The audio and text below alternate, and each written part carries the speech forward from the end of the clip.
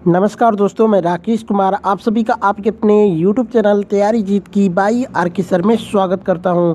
और दोस्तों आज हम बात करेंगे DRDO सेप्टेम्बर 10 एग्ज़ाम एनालिसिस 2023 की। जी हाँ दोस्तों, यहां पे हम बात करेंगे कल यानी 19 मार्च को जिनका भी एग्ज़ाम्स है उनके लिए ऑल शिफ्ट के लिए यहाँ पे दोस्तों लगभग 150 से ज़्यादा प्रश्न यानी 150 से ज़्यादा क्वेश्चंस आपके लिए लेके आए हैं, जो कि दोस्तों आपके एग्ज़ाम्स के लिए काफ़ी इम्पोर्टेंट होने वाला है। और दोस्तों जिनका भी एग्ज़ाम कल है एक बार कमेंट करके ज़रूर बताएं किस शिफ्ट में उनका एग्ज़ाम है।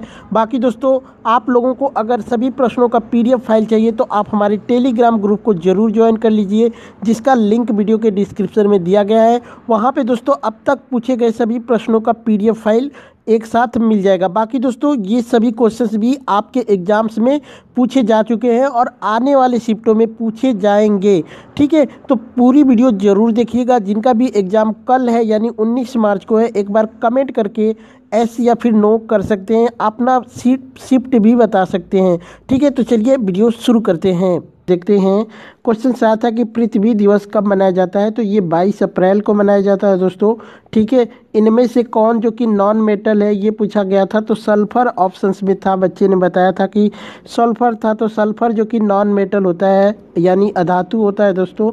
एक प्रश्न आया था दोस्तों कि अरावली पर्वत की सबसे ऊंची चोटी कौन सी है, तो अरावली पर्वत की सबसे ऊंची जो चोटी है ये है गुरु शिखर। बात करते हैं तो अरावली पर्वत की सबसे ऊंची चोटी गुरु शिखर माउंट आबू में जो कि 5653 फुट यानी कि 1723 मीटर ऊंची है।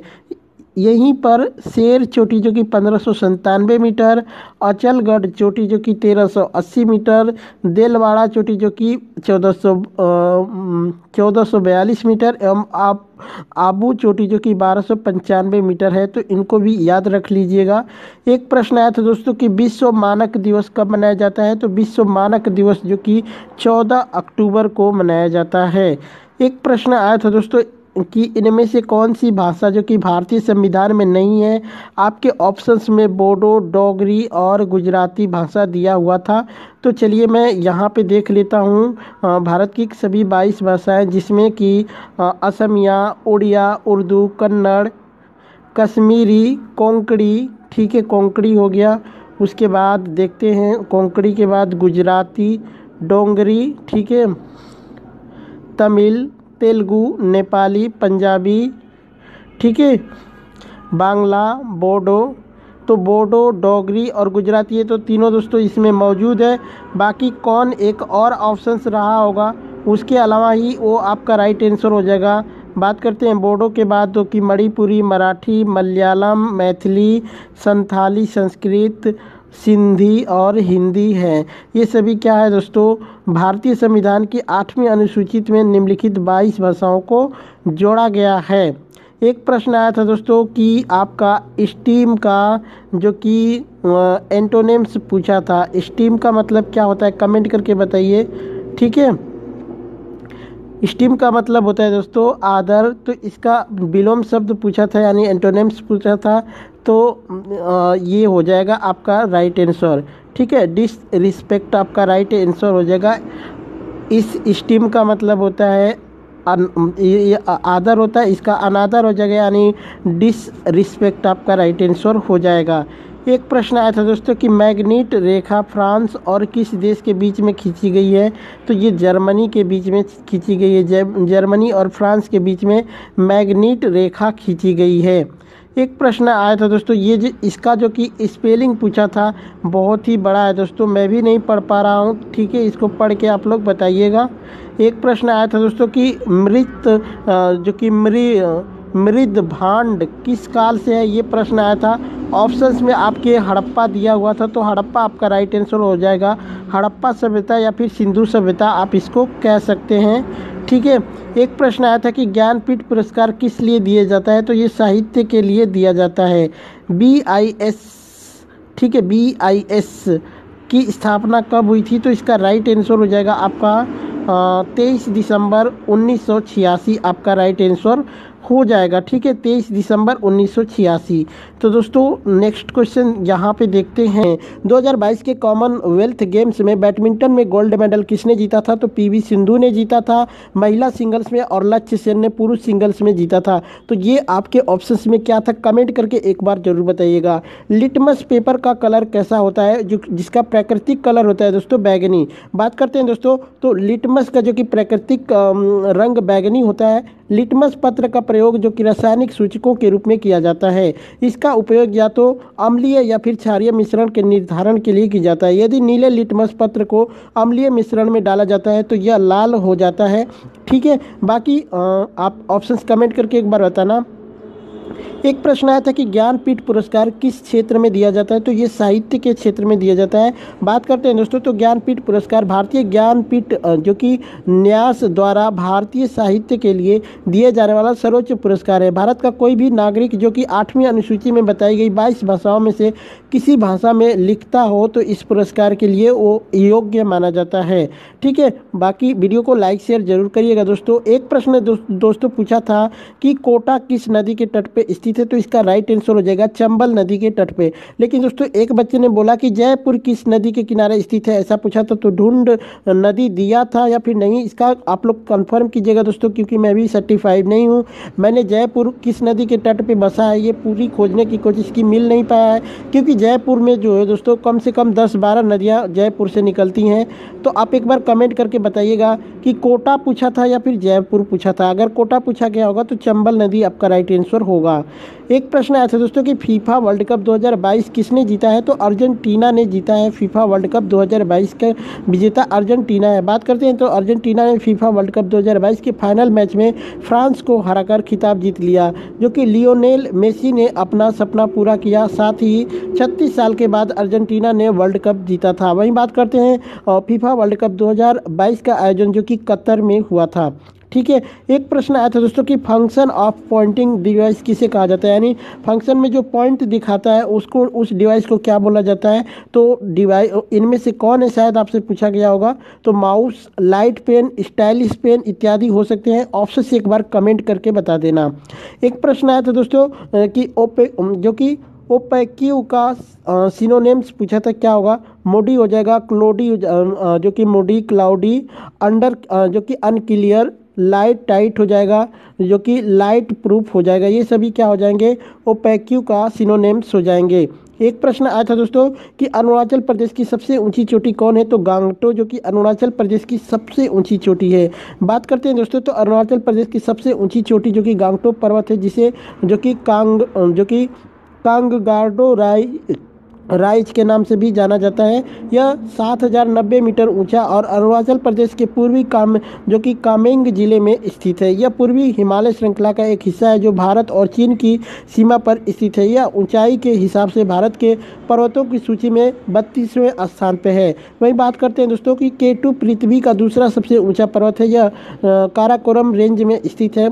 आंशिक रूप से पाकिस्तान प्रशासित कश्मीर के गिलगिट जो कि बाल्टिस्तान क्षेत्र में और आंशिक रूप से कश्मीर क्षेत्र के चीन जो कि प्रशासित क्षेत्र में यह हिमालय की काराकोरम श्रेणी में स्थित है। बात करते हैं दोस्तों, तो इसकी ऊंचाई 8611 मीटर है। माउंट एवरेस्ट की सबसे ऊंची पर्वत चोटी है। राजस्थान में स्थित अरावली पर्वत श्रृंखला दुनिया की सबसे पुरानी पर्वत श्रृंखलाओं में से एक है।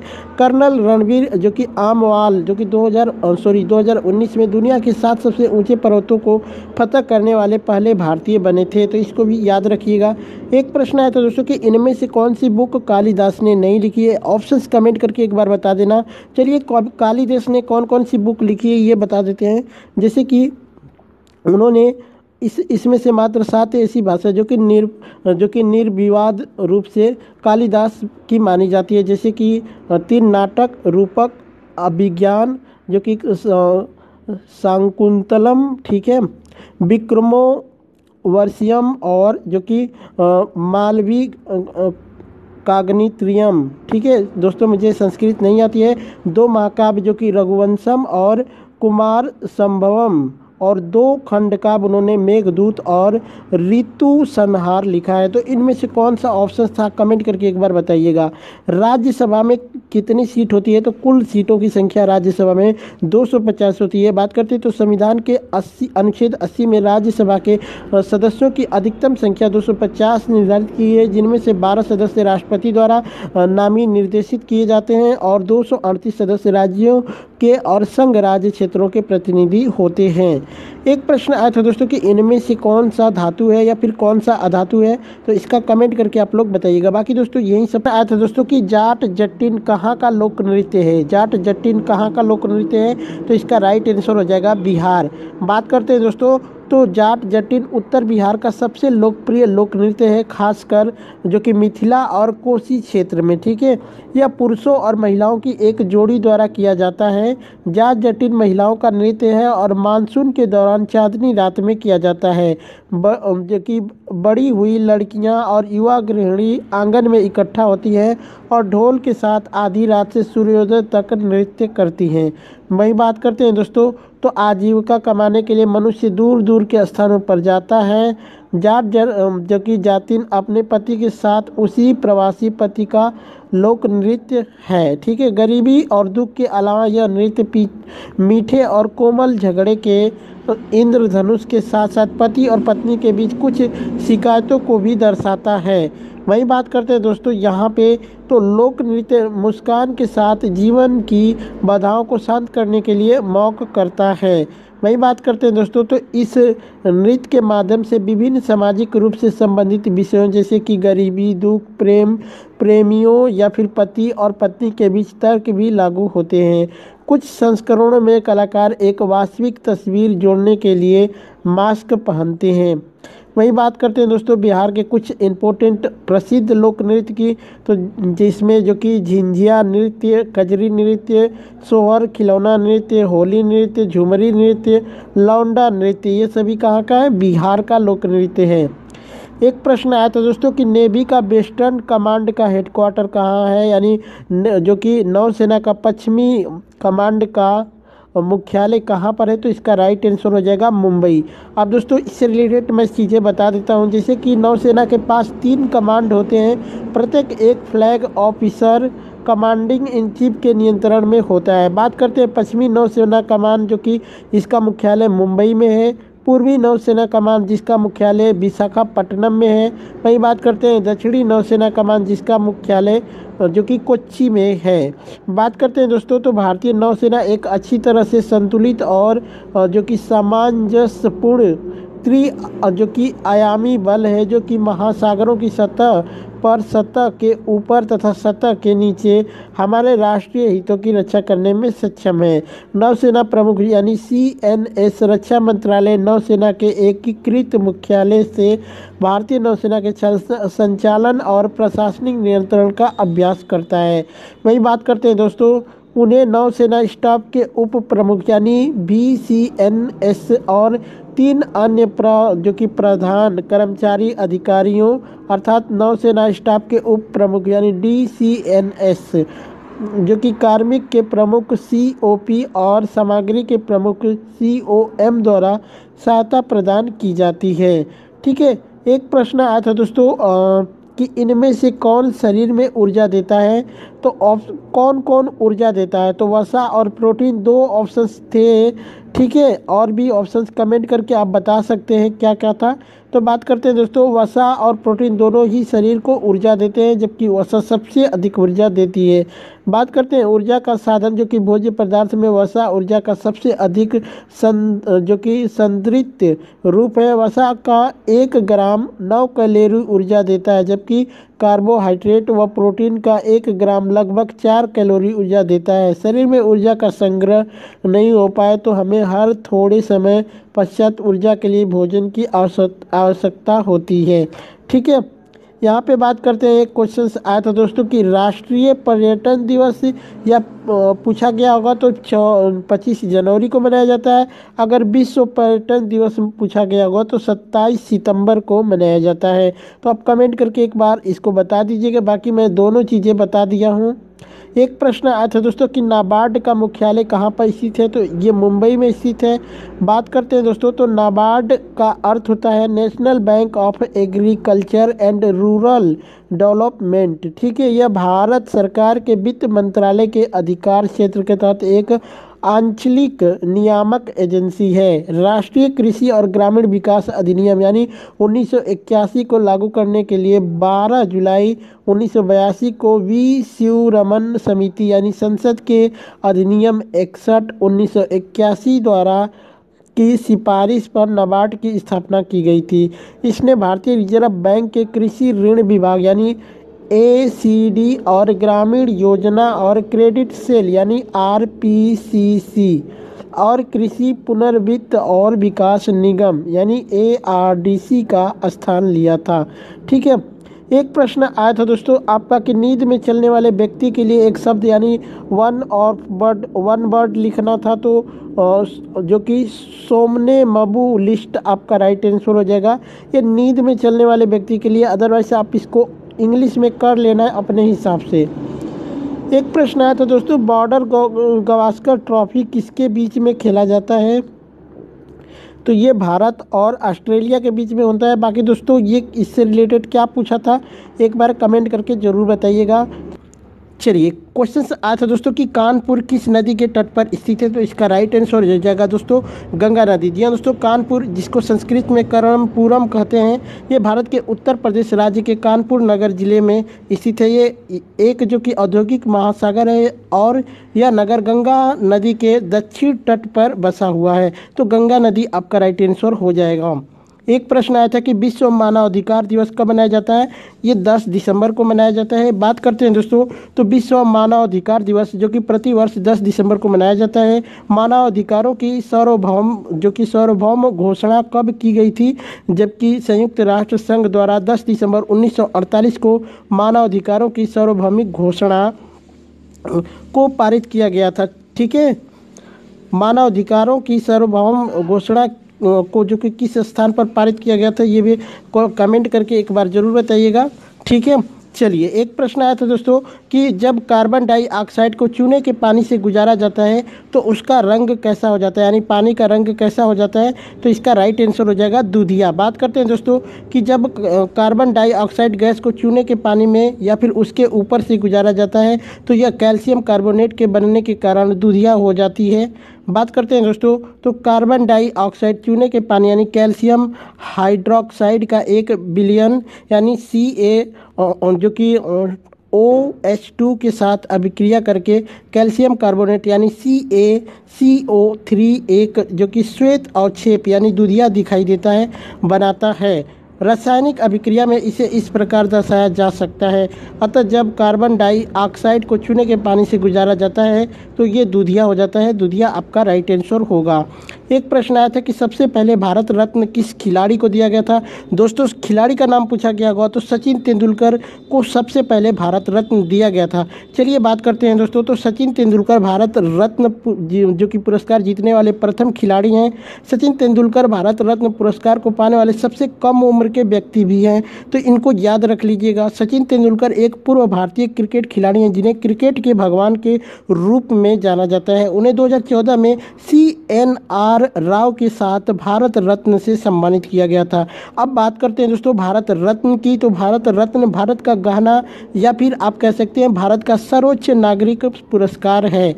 यह 2 जनवरी 1954 को स्थापित किया गया था। यह पुरस्कार जो कि जाति व्यवसाय स्थिति या लिंग के भेदभाव के बिना और जो कि उच्चतम कोटि की असाधारण सेवा या फिर प्रदर्शन की मान्यता में प्रदान किया जाता है। 1954 में भारत रत्न के प्रथम प्राप्तकर्ता कौन थे, तो भारत के डोमिनियन, ठीक है, भारत के डोमिनियन अंतिम गवर्नर जनरल यानी C राजगोपाली को यह पुरस्कार पहले दिया गया था। उसी साल जो कि भारत के राष्ट्रपति और प्रथम उपराष्ट्रपति सर्वपल्ली राधाकृष्णन को भी दिया गया था। और नोबेल पुरस्कार विजेता जो कि भौतिक विज्ञान के CB रमन को भी ये पुरस्कार दिया गया था। एक प्रश्न आया था दोस्तों कि शक्ति का एसआई मात्रक कौन है, तो इसका राइट आंसर हो जाएगा वाट। बात करते हैं दोस्तों, तो शक्ति का एसआई मात्रक वाट होता है। वाट का नाम जेम्स वाट के नाम पर रखा गया है। शक्ति समय की जो कि प्रति इकाई स्थानांतरित ऊर्जा की मात्रा होती है। एक वाट यानी W बराबर जो कि 1.00 जूल प्रति सेकेंड शक्ति का एक अदिश राशि है। शक्ति एक अदिश राशि है, इसको भी याद रखिएगा। बल और भार का जो कि एसआई मात्रक न्यूटन है। आवृत्ति का हर्ट्ज हो जाएगा। विद्युत आवेश का कूलम्ब हो जाएगा। वही बात करते हैं दोस्तों, प्रेरकता का हेनरी हो जाएगा। धारिता का फैराड हो जाएगा। वही बात करते हैं दोस्तों, प्रतिरोध अवबाधा प्रतिक्रिया इसका ओम हो जाएगा। ऊर्जा कार्य और उष्मा का जूल हो जाएगा। तो इन सब चीज़ों को याद रखिएगा। बैंक यानी आरबीआई की स्थापना कब हुई थी? 1 अप्रैल 1935 को कोलकाता में इसकी स्थापना हुई थी। बात करते हैं दोस्तों इससे रिलेटेड चीज़ों की, तो भारतीय रिजर्व बैंक की स्थापना जो कि 1935 में हुई थी। 1 जनवरी 1949 को आरबीआई का राष्ट्रीयकरण किया गया था। भारतीय रिजर्व बैंक भारतीय रुपये के मुद्दे और आपूर्ति को नियंत्रित करता है। यह मूल रूप से भारत में बैंकिंग प्रणाली का नियामक है। यह मुद्रास्फीति और मुद्रा आपूर्ति को नियंत्रण करने के लिए भारत में मौद्रिक नीति की रणनीति बनाता है। वही बात करते हैं दोस्तों, तो आरबीआई के प्राथमिक कार्यों में शामिल क्या क्या चीज़ें हैं, जैसे कि मौद्रिक नीति तैयार करना, लागू करना करता है, तैयार करता है और लागू करता है और मॉनिटर करता है। ये सब चीज़ें वित्तीय प्रणाली के नियामक और जो कि पर्यवेक्षक होता है। विदेशी मुद्रा के प्रबंधक है। मुद्रा जारी करता है, भारत में मुद्रा जारी करता है यही। वहीं बात करते हैं भुगतान और निपटान प्रणाली के नियामक और पर्यवेक्षक सर जो कि जोसन बोर्न ए स्मिथ भारतीय रिजर्व बैंक के पहले गवर्नर थे। उन्होंने 1 अप्रैल 1935 से 30 जून 1937 तक राज्यपाल का पद संभाला। वर्तमान में आरबीआई के गवर्नर जनरल जो कि शक्तिकांत दास हैं, उन्हें 12 दिसंबर 2018 से प्रभावी भारतीय रिजर्व बैंक के 25वें गवर्नर के रूप में कार्यभार संभाला है। तो इसका राइट आंसर आपको पता ही चल गया, 1 अप्रैल 1935। ठीक है। एक प्रश्न आया था कि विद्युत सेल के कितने टर्मिनल होते हैं, तो इसके 2 टर्मिनल होते हैं। एक पॉजिटिव होता है और एक माइनस होता है। जैसे कि विद्युत सेल में 2 टर्मिनल होते हैं, एक धन जो कि टर्मिनल होता है जिसको हम प्लस कहते हैं, तथा दूसरा टर्मिनल माइनस होता है, उसको हम माइनस कहते हैं। विद्युत बल्ब में एक फिलामेंट होता है जो इसके टर्मिनल से जुड़ा होता है। एक प्रश्न आया था दोस्तों कि 9 जनवरी को कौन सा दिवस मनाया जाता है, तो प्रवासी भारतीय दिवस मनाया जाता है। ये क्यों मनाया जाता है दोस्तों, तो प्रवासी भारतीय दिवस हर साल 9 जनवरी को भारत के जो कि विकास में विदेशी भारतीय समुदाय के योगदान को चिन्हित करने के लिए मनाया जाता है, क्योंकि इसी दिन भारत के जो कि पूर्व राष्ट्रपिता महात्मा गांधी आए थे भारत, साउथ अफ्रीका से लौटे थे। यह 9 जनवरी 1915 को दक्षिण अफ्रीका से महात्मा गांधी की भारत वापसी के याद में मनाया जाता है। 2003 में इसका स्थापना किया गया था और इस दिन हर साल विदेशी मंत्रालय द्वारा समारोह आयोजित किया जाता है। तो ये किस मंत्रालय के द्वारा आयोजित किया जाता है, तो विदेश मंत्रालय के द्वारा। एक प्रश्न आया था दोस्तों कि मोबाइल के लिए ऑपरेटिंग सिस्टम आईआईटी मद्रास ने बनाया है, उसका नाम क्या है, तो उसका नाम हो जाएगा दोस्तों भारोस। ठीक है, भारोस, ये देखिए इसका नाम हो जाएगा भारोस। तो भारोस जिसने भी लगाया होगा उनका राइट आंसर होगा। बात करते हैं तो भारतीय प्रौद्योगिकी संस्थान यानी आईआईटी मद्रास के जो कि इनक्यूबेटेड फर्म ने एक स्वदेशी मोबाइल ऑपरेटिंग सिस्टम यानी भारोस विकसित किया है। यह ऑपरेटिंग सिस्टम यूजर को हाईटेक सिक्योरिटी और प्राइवेसी प्रदान करता है। नए ऑपरेटिंग सिस्टम जो कि भारोस के बारे में कहा जा रहा है कि यह भारत के 100 करोड़ मोबाइल फ़ोन यूजर्स को जो कि लाभान्वित कर सकता है। एक प्रश्न आया था दोस्तों कि सेबी की स्थापना कब हुई थी, तो सेबी की पहली बार जो स्थापना हुई थी ये 12 अप्रैल 1988 को हुआ था। लेकिन बात करते हैं दोस्तों भारतीय जो कि प्रतिभूति और विनिमय संस्था यानी सेबी की स्थापना पहली बार 1988 में AQF के रूप में जो कि प्रतिभूति बाजार को विनियमित करने के लिए जो कि संविधिक निकाय के रूप में की गई थी। यह 12 अप्रैल 1992 को भारत सरकार द्वारा जो कि स्वतंत्र निकाय बन गया और इसे 1992 में भारतीय जो कि संसद द्वारा SEBI यानी अधिनियम 1992 को पारित किए जाने के साथ संवैधानिक अधिकार इसको दिया गया। यानी सेबी की जो कि भारत में जो इसको पारित किया गया था वो 1992, लेकिन इसकी स्थापना 1988 में हुई थी। एक प्रश्न आया था दोस्तों कि संस्कृत व्याकरण का जनक किसे माना जाता है? पाणिनि को माना जाता है संस्कृत व्याकरण का जनक। बात करते हैं तो महर्षि पाणिनि, जो कि पाणिनि 500 ईसा पूर्व संस्कृत भाषा के सबसे बड़े व्याकरण हुए हैं। इनका जन्म जो कि तत्कालीन उत्तर पश्चिम भारत के गांधार में हुआ था। जो कि इनके व्याकरण का नाम अष्टाध्यायी है, जिसमें 8 अध्याय और लगभग 4 सहस्त्र सूत्र हैं। संस्कृत भाषा को व्याकरण सम्मत रूप देने में पाणिनि का योगदान अतुलनीय माना जाता है। एक प्रश्न आया था दोस्तों कि भरतनाट्यम किस राज्य का लोक नृत्य है? तमिलनाडु इसका राइट आंसर हो जाएगा। प्रायद्वीपीय भारत की सबसे लंबी नदी कौन है? गोदावरी नदी आपका राइट आंसर हो जाएगा। बात करते हैं तो प्रायद्वीपीय भारत की सबसे लंबी नदी गोदावरी है। गोदावरी नदी की लंबाई जो कि 1465 किलोमीटर है। इसकी कई सहायक नदियां हैं, जिनके नाम वर्धा, इंद्रावती, मानेर आदि। भारत में बहने वाली नदियों को मुख्यतः 2 भागों में बांटा जाता है। पहला जो कि हिमालय से निकलने वाली नदियाँ और प्रायद्वीपीय भारत की नदियाँ। ठीक है। एक प्रश्न आया था दोस्तों कि इनमें से कौन सा एनर्जी देता है? 2 ऑप्शन थे दोस्तों, जैसे कि एक था कार्बोहाइड्रेट, इससे हमें एनर्जी मिलता है। एक था वसा, तो ये था कि कार्बोहाइड्रेट से हमको एनर्जी मिलती है। दूसरा वसा से हमको एनर्जी मिलती है। इनमें से किससे नहीं मिलती है ऐसे करके ऑप्शन से, तो वसा से तो एनर्जी नहीं मिलता है। इसको विटामिन के रूप में माना जाता है। ठीक है। और इससे जो कि हमारी त्वचा जो चिकनी होती है, त्वचा के लिए ये वसा को माना जाता है। लेकिन कार्बोहाइड्रेट से हमको एनर्जी प्राप्त होता है। तो जिसने भी लगाया होगा कार्बोहाइड्रेट को, तो उनका राइट आंसर हो जाएगा। इनमें से कौन सा एसिड जो कि एसिड चीज़ है? एसिड एक चीज़ है, एसिडिक एक चीज़ है, ऐसे पूछा गया था। तो ऑरेंज का जूस और दही दिया था। तो दोनों दोस्तों दोनों में एसिड मौजूद है, तो आप कर सकते थे कि दोनों। ठीक है। उज्जैन किस नदी के किनारे स्थित है? तो उज्जैन भारत के मध्य प्रदेश राज्य का एक प्रमुख शहर है, जो कि क्षिप्रा नदी के या फिर शिप्रा नदी के किनारे स्थित है। ठीक है। तो शिप्रा नदी इसका राइट आंसर हो जाएगा। एक प्रश्न आया था कि इनमें से हम किस चीज़ को छू या फिर देख सकते हैं? तो ऑप्शंस में हार्डवेयर था, तो ये इसका राइट आंसर हार्डवेयर ही हो जाएगा। एक प्रश्न आया था दोस्तों कि जो कि इंडोलेंट का सिनोनिम्स पूछा था, तो इसका राइट आंसर क्या था कि 2023 का अंडर-19 महिला T20 वर्ल्ड कप कहाँ पर हुआ था? तो ये भारत में हुआ था और भारत ने इंग्लैंड को हराकर ये मुकाबला भी जीत लिया था। तो इसको याद रखिएगा। एक प्रश्न आया था कि सतीश धवन अंतरिक्ष केंद्र कहाँ पर स्थित है? तो ये आंध्र प्रदेश के श्रीहरिकोटा में स्थित है।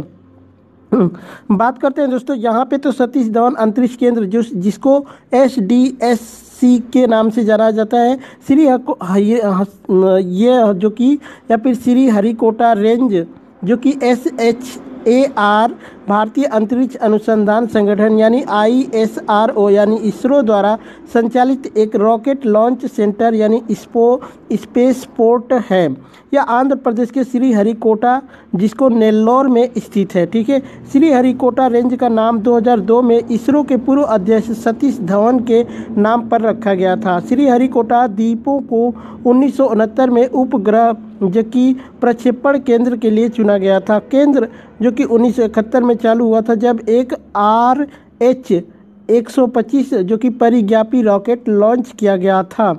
वही बात करते हैं दोस्तों भारतीय अंतरिक्ष अनुसंधान संगठन, जिसको इसरो कहते हैं। इसकी स्थापना 1969 में एक स्वतंत्र भारतीय अंतरिक्ष कार्यक्रम के द्वारा किया गया था। विकसित करने के लिए की गई थी इसको। ठीक है। अंतरिक्ष कार्यक्रम को विकसित करने के लिए की गई थी।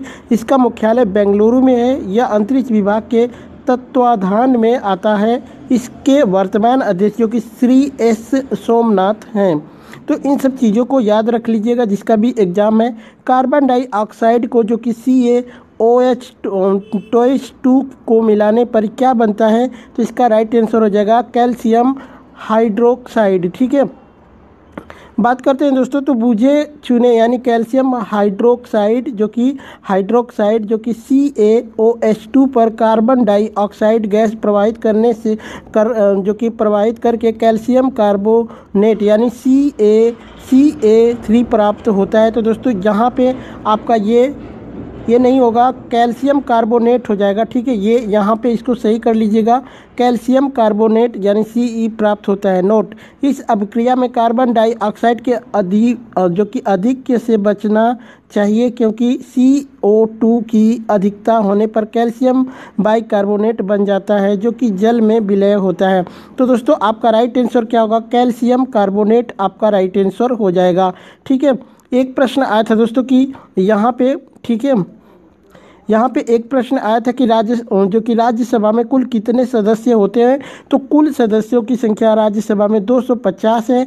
बात करते हैं तो संरचना संख्या, संविधान के अनुच्छेद और जो कि 80 में राज्यसभा के सदस्यों की अधिकतम संख्या 250 निर्धारित की गई है, जिसमें 12 सदस्य राष्ट्रपति द्वारा नामी निर्देशित किए जाते हैं और 238 सदस्य राज्यों के और संघ राज्य क्षेत्रों के प्रतिनिधित्व होते हैं। ठीक है, तो इसको याद रख लीजिएगा। एक प्रश्न आया था कि राष्ट्रीय खेल दिवस किसकी याद में मनाया जाता है। तो ये मेजर ध्यानचंद की याद में मनाया जाता है। बात करते हैं तो भारत में राष्ट्रीय खेल दिवस 29 अगस्त को हॉकी के खिलाड़ी मेजर ध्यानचंद की जयंती पर मनाया जाता है। यह दिन जो कि 1928, 1932 और 1936 में भारत के लिए ओलंपिक में स्वर्ण पदक जीतने वाले हॉकी खिलाड़ी मेजर ध्यानचंद सिंह के जन्मदिन का प्रतीक भी माना जाता है। वहीं बात करते हैं दोस्तों, एक प्रश्न आया था कि श्रीनगर को लेह से किस नंबर का हाईवे जोड़ता है।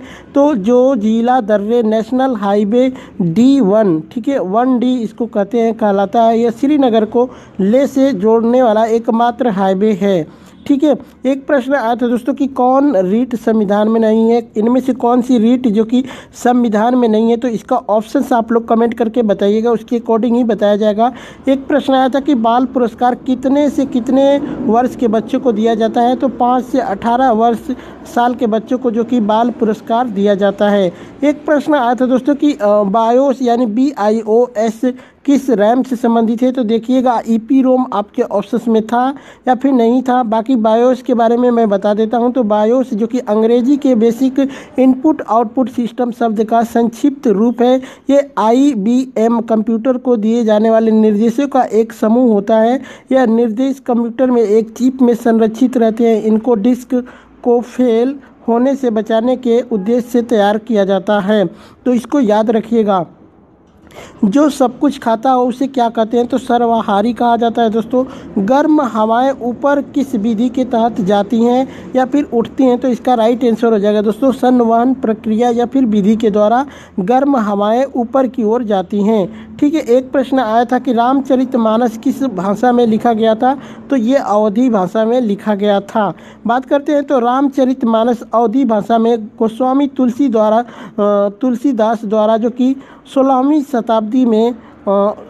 सदी में जो कि लिखी गई थी, जो कि प्रसिद्ध ग्रंथ है। ठीक है, एक प्रश्न आया था कि जेन्युइन का सिनोनिम्स क्या होगा। तो जेन्युइन का सिनोनिम ऑथेंटिक हो जाएगा, एक्चुअल हो जाएगा, ओरिजिनल, ट्रू, वेरिटेबल हो जाएगा, जो कि ये सब हो जाएगा, बोनाफाइड या फिर ये सब चीज़ें कौन ऑप्शंस में था, कमेंट करके एक बार बताइएगा। एक आया था कि ग्रामर का सही स्पेलिंग क्या होगा। तो ग्रामर का सही स्पेलिंग ये हो जाएगा GRAMMAR, जो कि ग्रामर का बिल्कुल सही स्पेलिंग हो जाएगा। भारत का सबसे लंबा नेशनल हाईवे कौन है। तो NH-44 आपका राइट आंसर हो जाएगा। बात करते हैं दोस्तों, तो NH-44 भारत का सबसे लंबा राष्ट्रीय राजमार्ग है, जिसकी लंबाई जो कि 3745 किलोमीटर है, जो उत्तर में श्रीनगर से दक्षिण में कन्याकुमारी तक जाती है। यह राजमार्ग जो कि 11 राज्यों और लगभग 30 जो कि महत्वपूर्ण शहरों को जोड़ता है। इसे पहले जो कि NH-44 के नाम से भी जाना जाता था या फिर 44 के नाम से जाना जाता है, दोनों बात एक ही है।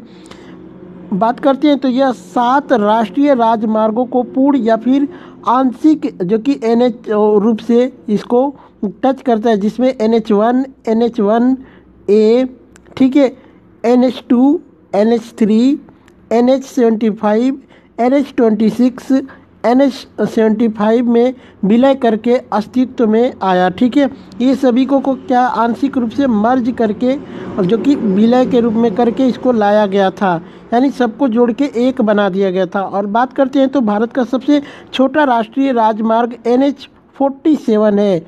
ठीक है, NH-47A इसका नाम दिया गया है, जो कि कोच्चि शहर में मराठू के कुंदनूर जंक्शन को जो कि विलिंगटन द्वीप पर कोची बंदरगाह से जोड़ता है। वहीं बात करते हैं दोस्तों NH2 की, तो NH2 भारत में एक प्रमुख राष्ट्रीय राजमार्ग था जो दिल्ली, हरियाणा, उत्तर प्रदेश, बिहार, झारखंड, पश्चिम बंगाल राज्यों से जुड़ा हुआ था। यह भारत में पुराने NH91 और पुराने NH1 के साथ ऐतिहासिक जो कि ग्रैंड ट्रंक रोड का एक बड़ा हिस्सा है। यह सड़क भारत के राष्ट्रीय राजमार्ग नेटवर्क का हिस्सा थी और इसे आधिकारिक तौर पे जो कि 1465 किमी से अधिक लंबाई के रूप में सूचीबद्ध किया गया है। अब बात करते हैं दोस्तों NH4 की, तो राष्ट्रीय राजमार्ग NH4 जो कि पश्चिमी और दक्षिण भारत में राष्ट्रीय राजमार्ग से पहले एक प्रमुख राष्ट्रीय राजमार्ग था। NH4 ने 10 सबसे अधिक आबादी वाले भारतीय शहरों में से 4, ठीक है, 4 जिसमें कि मुंबई, पुणे, बेंगलोर और चेन्नई को जोड़ा। ठीक है, NH4 की लंबाई जो कि 1235 किमी थी और महाराष्ट्र, कर्नाटक और तमिलनाडु राज्यों से होकर गुजरा था। ठीक है, वही बात करते हैं NH6 की। NH6 जो कि भारत में एक राष्ट्रीय राजमार्ग था जिसे नए राष्ट्रीय राजमार्ग संख्या प्रणाली के तहत अलग से नामित किया गया है। इसे आधिकारिक तौर पर सूरत से कोलकाता तक 1949 किमी से अधिक चलने के रूप में सूचीबद्ध किया गया था। इसे जो कि इस मार्ग को एशिया राजमार्ग 46 के रूप में भी जाना जाता है, तो इसको याद रख लीजिएगा दोस्तों, आने वाले एग्जाम्स के लिए काफ़ी इंपॉर्टेंट होंगे। सबसे पहले अंतर्राष्ट्रीय योग दिवस कब मनाया गया था, तो 21 जून 2015 को मनाया गया था। बात करते हैं दोस्तों, तो अंतर्राष्ट्रीय योग दिवस का प्रस्ताव दिसंबर 2014 में बनाया गया था। पहला अंतर्राष्ट्रीय योग दिवस जो कि 21 जून 2015 को मनाया गया था। माननीय प्रधानमंत्री श्री नरेंद्र मोदी ने 21 जून 2015 को सद्भाव और शांति के लिए योग विषय पर पहले अंतर्राष्ट्रीय योग दिवस का उद्घाटन किया था। इस आयोजन ने 2 गिनीज वर्ल्ड रिकॉर्ड भी दर्ज किए, एक ही स्थान पर एक योग सत्र में अभ्यास करने वाले जो कि 35,985 लोगों के लिए और दूसरा योग कार्यक्रम में भाग लेने वाले अधिकांश राष्ट्रीयताओं के लिए। ठीक है, बात करते हैं दोस्तों, तो योग केवल व्यायाम के बारे में नहीं है, यह अपने आप में दुनिया और प्रकृति के साथ एकता की भावना को खोजने का एक तरीका है। योग जो कि 2020 के 6ठे अंतर्राष्ट्रीय दिवस का विषय घर पर योग और परिवार के साथ योग था, इसका 2020 का। वहीं बात करते हैं 7वें अंतर्राष्ट्रीय योग दिवस 2021 की थीम योग फॉर वेलनेस थी। अंतर्राष्ट्रीय योग दिवस जो कि 2022 का 8वां संस्करण था, जिसकी थीम मानवता के लिए योग विषय पर मैसूर, कर्नाटक में मनाया गया था। एक प्रश्न आया था दोस्तों कि स्वदेशी हल्का लड़ाकू विमान कौन सा है, तो तेजस इसका नाम हो जाएगा। बात करते हैं तेजस नाम के स्वदेशी हल्के लड़ाकू विमान यानी LCA पहले जो कि स्क्वाड्रन को दक्षिण भारतीय राज्य तमिलनाडु में तैनात किया जाएगा, जब 20 लड़ाकू विमानों के पहले बैच को 2009-10 में भारतीय वायुसेना यानी IAF में शामिल होने की उम्मीद लगाई गई थी। तो इसका राइट आंसर हो जाएगा तेजस। ठीक है, एक प्रश्न आया था कि धारोई बांध किस राज्य में है या फिर किस नदी पे है, ये पूछा था। तो चलिए दोनों बता देते हैं। तो धारोई जो कि बांध गुजरात में स्थित है। धारोई बांध भारत में उत्तरी गुजरात के मेहराना जिले के धारोई के पास साबरमती नदी पर स्थित है और यह जो कि एक गुरुत्वाकर्षण बांध है। सिंचाई, बिजली उत्पादन और बाढ़ नियंत्रण के लिए इस बांध का निर्माण 1978 में किया गया था, तो इसको याद रख लीजिएगा दोस्तों। एक प्रश्न आया था कि सर्वेंट्स ऑफ इंडिया सोसाइटी की स्थापना किसने की थी, गोपाल कृष्ण गोखले ने की थी। बात करते हैं 1905 में गोपाल कृष्ण गोखले द्वारा सर्वेंट्स ऑफ इंडिया सोसाइटी की स्थापना कल्याणकारी कार्यों में विभिन्न जातियों और धर्मों के भारतीयों को एकजुट करने और प्रशिक्षित करने के लिए की गई थी। सर्वेंट्स ऑफ इंडिया सोसाइटी की स्थापना 1905 में गोपाल कृष्ण गोखले ने की थी। इसका उद्देश्य कल्याणकारी कार्यों में विभिन्न जातीय और धर्मों के भारतीयों को एकजुट करना, प्रशिक्षित करना था। यह उस देश का पहला धर्मनिरपेक्ष संगठन था जिसने खुद को वंचितों, ग्रामीण और आदिवासी लोगों और अन्य सामाजिक कारणों के लिए समर्पित किया था। वही बात करते हैं दोस्तों यहाँ पे, तो गोखले को महात्मा गांधी के राजनीतिक गुरु के रूप में भी जाना जाता है। 1905 में उन्हें भारतीय राष्ट्रीय कांग्रेस यानी बनारस अधिवेशन का अध्यक्ष चुना गया था।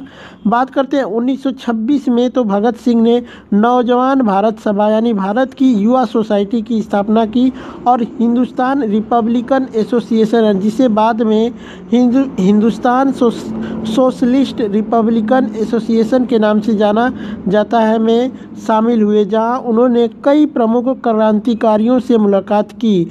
पुलिस ने भगत सिंह और अधिकारी जो कि सॉन्डर्स की हत्या के बीच संबंध का पता लगाया और उसे वापस गिरफ्तार कर लिया गया।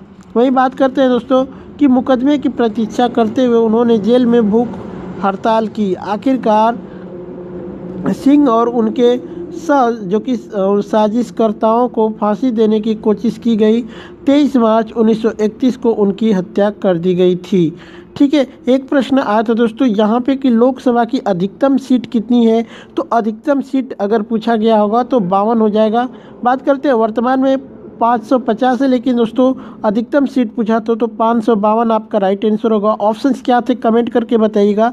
संविधान में व्यवस्था है कि सदन की अधिकतम सदस्य संख्या जो कि 552 होगी। 530 सदस्य राज्यों का प्रतिनिधित्व करेंगे, 20 सदस्य जो कि संघ शासित प्रदेशों का प्रतिनिधित्व करेंगे तथा 2 सदस्यों को राष्ट्रपति द्वारा एंग्लो इंडियन समुदाय से नामित किया जाएगा। तो कुल मिला के जो दोस्तों आपका होगा 552 हो जाएगा। महालेखा परीक्षक नियंत्रण की शक्ति किस अनुच्छेद में है, ये पूछा था, तो अनुच्छेद 149 आपका राइट आंसर होगा। ठीक है, बात करते हैं दोस्तों, तो भारतीय संविधान का अनुच्छेद 148 से 151 भारत के नियंत्रक और महालेखा परीक्षक से संबंधित है। भारत के नियंत्रक और महालेखा परीक्षक यानी कैग का अधिकार अनुच्छेद 148 द्वारा स्थापित है। अनुच्छेद 149 भारत के नियंत्रक एवं महालेखा परीक्षक के कर्तव्यों का वर्णन करता है। तो यही आपसे पूछा था, तो 149 आपका राइट आंसर होगा। लगातार 2 ओलंपिक में पदक जीतने वाली प्रथम भारतीय महिला कौन बनी है, तो इसका राइट आंसर हो जाएगा दोस्तों पीवी सिंधु। जी हाँ दोस्तों, बात करते हैं तो भारत की दिग्गज बैडमिंटन खिलाड़ी पीवी सिंधु ने टोक्यो ओलंपिक में ब्रॉन्ज मेडल जीतकर इतिहास रच दिया। पुरुषों में पहलवान सुशील कुमार कांस्य बीजिंग 2008, रजत लंदन 2012 में ने यह कारनामा किया था। पहलवान सुशील कुमार के बाद लगातार 2 ओलंपिक पदक जीतने वाली सिंधु दूसरी भारतीय और पहली भारतीय महिला खिलाड़ी बनी हैं। ठीक है, तो अगर पहले पुरुष की बात पूछेगा दोस्तों तो हो सकता है कल ये पूछे आपसे, तो सुशील कुमार आपका राइट आंसर हो जाएगा। बाकी आज आपसे पूछा था महिला का, तो पीवी सिंधु आपका राइट आंसर होगा। ठीक है, एक प्रश्न आया था दोस्तों यहाँ पे कि स्पीडोमीटर आपसे आया था कि वाहन की गति को किस में मापा जाता है, तो स्पीडोमीटर आपका राइट आंसर हो जाएगा दोस्तों। यह दोस्तों स्पीडोमीटर या फिर स्पीड मीटर एक गेज होता है जो कि वाहन की तात्कालिक गति को मापता और प्रदर्शित करता है। वही बात करते हैं दोस्तों ओडोमीटर जो कि वाहन की जो कि कितना चला है, उपयोग वाहन को द्वारा तय की गई दूरी को नापता है ओडोमीटर। यहाँ पे दोस्तों ये वाला चीज़ चढ़ गया है, इसको मैंने नीचे किया था लेकिन हो नहीं पाया है दोस्तों किसी कारणवश। ठीक है, पता नहीं कैसे ये वहाँ पे चला गया। चलिए ठीक है, फिर भी मैं इसको कोशिश करके आगे बता दूंगा। बात करते हैं यहाँ पे यंत्र, जैसे कि अमीटर में विद्युत प्रवाह की शक्ति की मापा जाता है। वही बात करते हैं दोस्तों यहाँ पे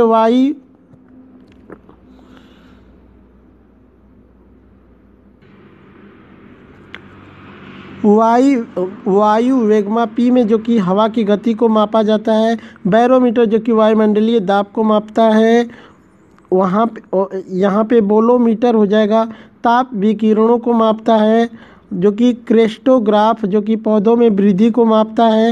वहीं बात करते हैं ऊष्मामापी जो कि रासायनिक अभिक्रिया में गर्मी को मापता है। हाइड्रोमीटर जो कि किसी तरल पदार्थ के विशिष्ट गुरुत्व को मापता है। आर्द्रता जो कि मीटर वायुमंडलीय आर्द्रता को मापता है। दुग्धमापी जो कि दूध की शुद्धता को मापता है। तापमापी जो कि तापमान मापता है। ठीक है, तो इन सभी चीज़ों को आप लोग याद रख लीजिएगा। ठीक है, एक प्रश्न आया था दोस्तों यहाँ पे कि निम्न में से कौन सा अजैविक घटक है। तो दोस्तों ऑप्शन ताप, पानी और चट्टान, ये 3 मिले थे। तो अगर अजैविक पूछा गया था दोस्तों कि ये आपसे पूछा था कि इनमें से कौन अजैविक घटक नहीं है, तो अगर अजैविक घटक नहीं पूछेगा तब तो चट्टान आपका सही होगा। लेकिन दोस्तों अजैविक घटक पूछा है कि इनमें से कौन है, तो ताप भी हो जाएगा, पानी भी हो जाएगा। अदरवाइज यहाँ पे दो ऑप्शंस मैच कर रहे हैं, क्योंकि ताप भी एक अजैविक घटक है और पानी, दोनों अजैविक घटक हैं। तो आप कमेंट करके एक बार बताइएगा। ठीक है, एक प्रश्न आया था कि मैग्नीशियम और ऑक्सीजन को मिलाने पर क्या बनता है। तो मैग्नीशियम ऑक्साइड बनता है। तो ये आपका राइट आंसर हो जाएगा। इनमें से कौन आउटपुट और इनपुट दोनों डिवाइस है। तो दोस्तों नेटवर्क कार्ड जो होता है दोस्तों, ये आउटपुट और इनपुट दोनों डिवाइस में काम करता है। बात करते हैं दोस्तों, तो नेटवर्क कार्ड जो कि नेटवर्किंग के लिए उपयोग किए जाने वाला हार्डवेयर उपकरण है।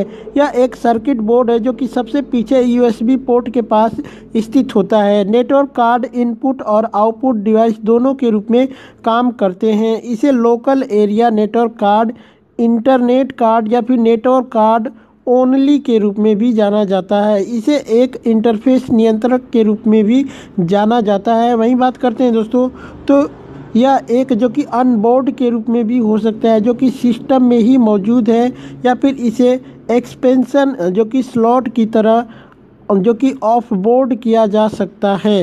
यह आमतौर पर PCI स्लॉट के पास नीचे की ओर कंप्यूटर के पीछे होता है। लैपटॉप पर नेटवर्क कार्ड को ज़्यादातर मदरबोर्ड में एकीकृत किया जाता है। वहीं बात करते हैं दोस्तों, यहाँ पे यदि कंप्यूटर या फिर लैपटॉप पर नेटवर्क कार्ड मौजूद नहीं है तो उसके पास वायरलेस नेटवर्क कनेक्शन होना चाहिए। यहाँ पे बात करते हैं दोस्तों नेटवर्क इंटरफेस कार्ड के कुछ कार्य, जैसे कि एक नेटवर्क कार्ड कंप्यूटर और डेटा नेटवर्क के बीच एक मध्य व्यक्ति के रूप में कार्य करता है। EX जब हम किसी वेबसाइट पर लॉग इन करते हैं तो जो कि PC नेटवर्क कार्ड की जानकारी को पास करता है, जो इसे इलेक्ट्रिकल सिग्नल में बदल देता है और फिर हमें एक वेब पेज मिलता है। यह ट्रांसलेटर की तरह काम करता है जो डेटा को डिजिटल सिग्नल में बदल देता है। यह लंबी दूरी पर संचार करता है। तो दोस्तों